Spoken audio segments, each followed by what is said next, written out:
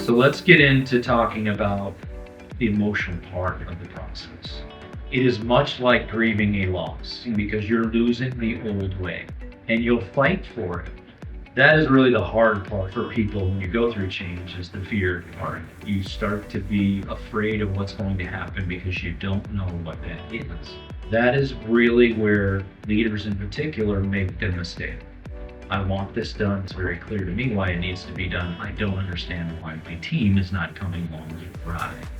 And it's because you haven't taken into account that they are scared, that they don't know what's going to happen. They don't really know the why, and they don't have the control of decision making like you do.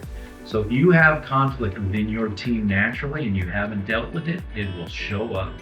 And it's not something you can let go or the change process will not work. I also want to talk about the late implementers. They have a role to play.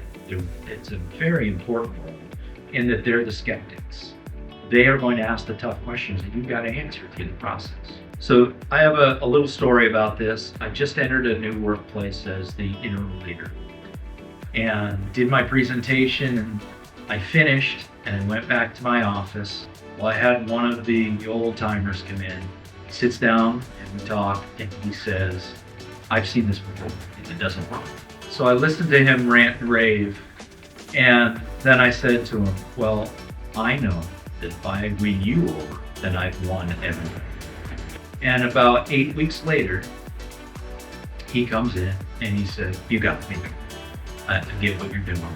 So let's talk a little bit about how I got him to that point. The first thing I did was explain the why. Why am I here and why am I going to make these changes? I ended every conversation that I had with any employee with the vision of what the change process ultimately would look like. So then I started the process of how. How are we going to go about it? What are the key steps? What are the things they can expect to see? What happens first? How might you feel? In this process, you cannot ignore the emotions. Now it's about what we're going to change. The heavy part of that we did was I interviewed everybody. I spent one-on-one time with every member of the team. I listened to them. I asked them specific questions. There were things that they had shared with me that frustrated them, that made their jobs harder. So I started to work on those right away.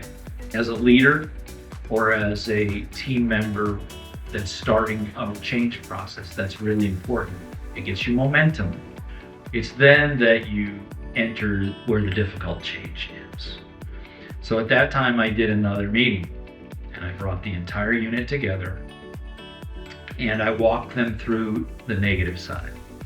One of the things was they weren't being as productive as they needed to do, and I did an exercise to show them that. So then I just challenged them to make that change. I wanted them to understand what was in it for them. And that was the fact that they were going to be highly respected. They're going to get more work done, so in the end, they're going to get more money. You produce, you get more money, you get more accolades. Now, they didn't believe me necessarily at first, but I said, well, give it a try. So we did this for 30 days.